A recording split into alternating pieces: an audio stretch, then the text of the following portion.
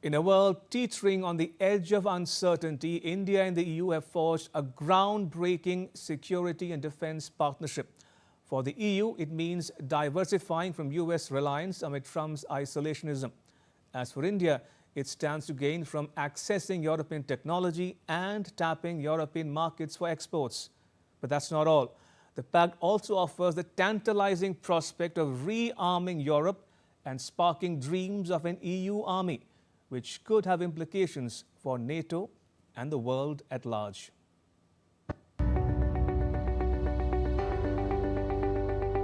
Signed on 27th January in New Delhi, the Security and Defence Partnership Agreement between India and the EU isn't just another diplomatic handshake.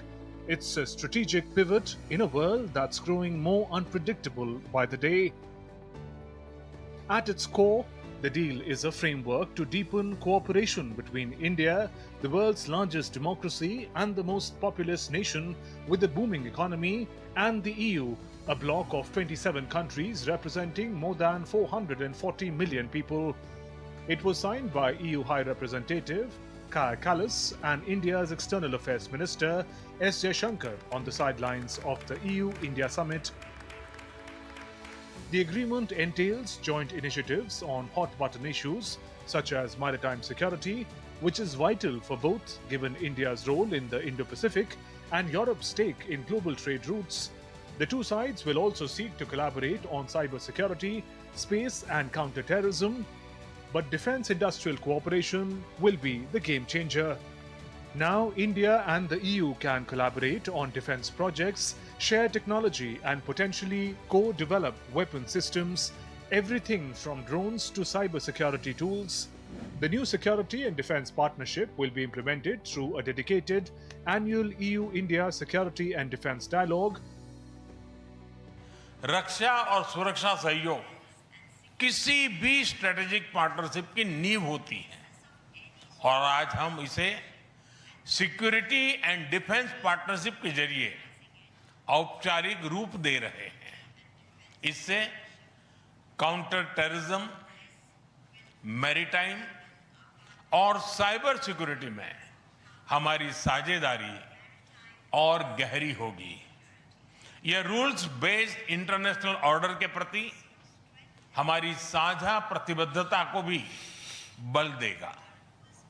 Indo Pacific क्षेत्र में हमारे सहयोग का दायरा और बढ़ेगा और इसके साथ हमारी डिफेंस कंपनियां को डेवलपमेंट और को प्रोडक्शन के नए अवसर साकार करेगी।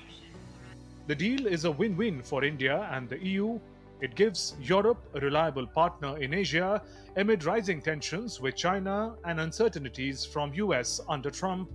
The EU gets access to India's vast market and its growing defense tech ecosystem, including affordable and high-quality exports that could help fill gaps in Europe's supply chains. It also enhances strategic autonomy. Europe diversifies away from over-reliance on US arms, strengthening its own resilience against threats such as cyber attacks or maritime disruptions. India wins big too. New Delhi gets cutting-edge European technology to modernize its military, reducing dependence on traditional arms suppliers. It will also give a boost to Make in India push, attracting EU investments that create jobs and build local capabilities in areas such as space and AI-driven defense. That's not all.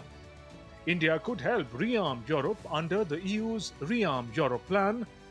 Launched in March 2025, this ambitious initiative aims to surge defense spending to $950 billion, pushing EU's military budgets towards 3.5% of GDP by the end of the decade.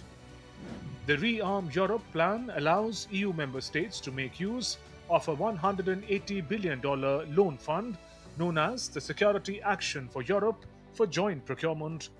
Adopted by the Council of the European Union in May of 2025, Security Action for Europe breaks new ground by allowing certain countries such as India, South Korea and Japan from Asia to negotiate enhanced participation terms. It is the first pillar of European Commission's Rearm Europe plan, which aims to unlock hundreds of billions of dollars in defense spending across the EU. India's defense exports are rising, and it could supply affordable gear or co-produce with EU firms, aiding Europe's push for industrial ramp-up. India offered a viable alternative insofar as manufacturing location or development location for defense systems was concerned, and that the EU could, in a sense, get more bang for the buck for the money that it was putting behind programs such as SAFE in the context of Rearm. Society of Indian Defense Manufacturers very recently undertook a very successful visit to Brussels to meet with their counterparts. So I think, thereby exploring opportunities for them to benefit from these various initiatives that are underway. This deal could also potentially spur the EU to build its own army. The EU doesn't have a unified military yet.